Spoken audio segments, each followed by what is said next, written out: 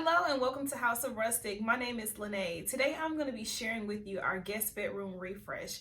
This room was placed very low on our priority list. However, this room is on the very first floor when you walk into our home, so it was a bit of an eyesore. So today I'm going to be sharing with you some of the bedding and other items I purchased for this room and the retailers I got them from. So if you're interested, definitely stay tuned. So jumping into the bedding, I chose this white velvet quilted set I purchased from Overstock.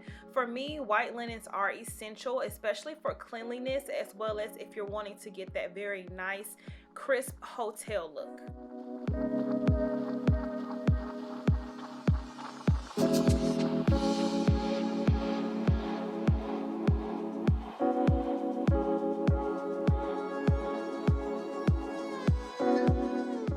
All of my linens for the bedding was purchased from Overstock.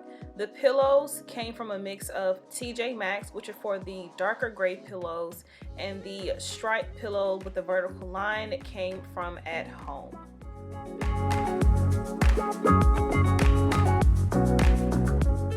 The lamps were also purchased from Overstock. I'll be sure to link everything below.